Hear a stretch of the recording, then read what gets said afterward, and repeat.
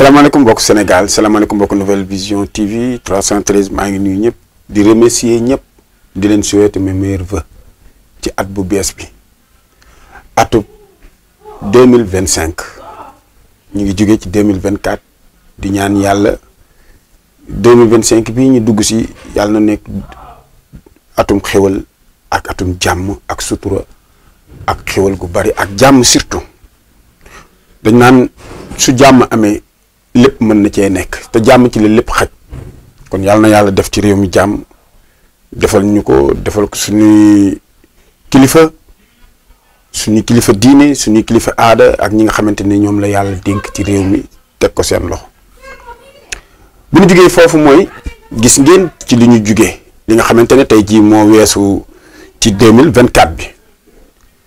metti woon na trop doyoon na waar trop ba nit ki bari tiitoon nañ ci Sénégal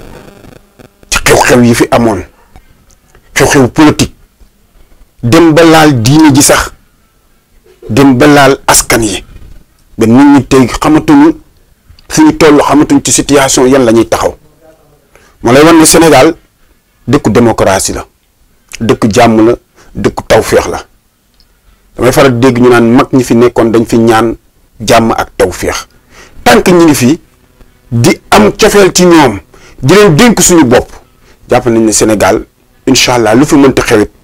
ci dal ak jàmm lay mujj waaye di leen wax rek ne leen Nouvelle Vision TV 313 mi ngi fii pour yéen saa su ne comme nam fi nekkee woon di leen indil xibaar yu yees yi xam naa nag léegi 25 bii ñu jëm si di leen indi ay nouveauté yu bees yoo xamante ne dina bokk ci suñuy émission bari na lu mu doon waxtaane dafa jublu woon lépp ci politique ak li xew ci réew mi ak des fois ñu naan nit ki daa féete fii dafay ŋàññi benn côté fekk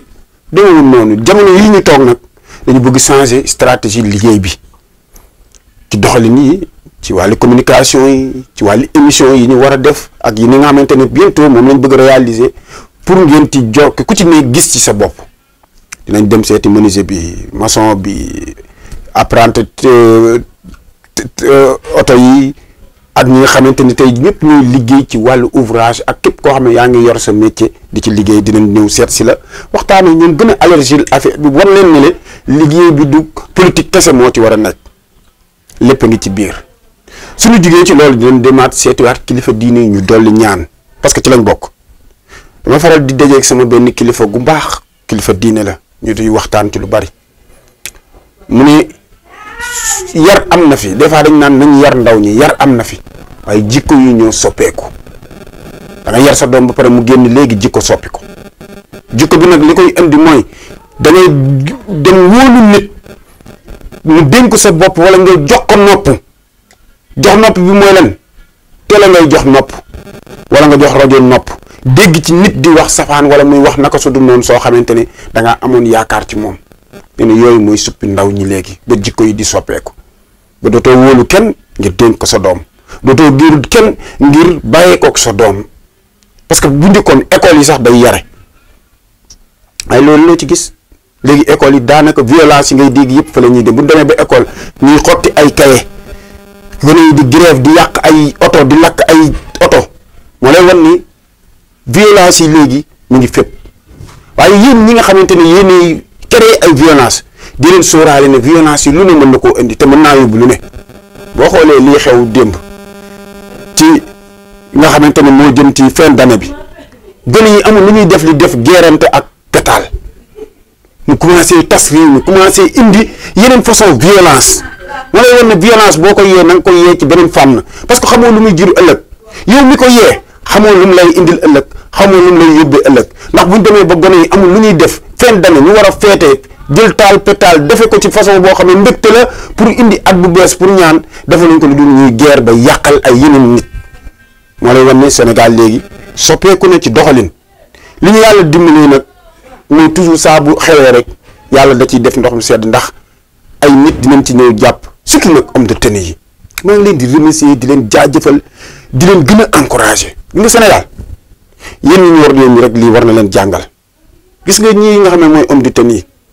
nekk woon fi lenn lu dul aar Sénégal lu taxawu Sénégal lu dul xool lépp loo xamante ne tey jii mën naa indi gàllankoor ci réew mi wala nit ñi indi fitna seen biir ñu ñëw teg ci tànk wala ñu ñëw dox ci jéego pour fay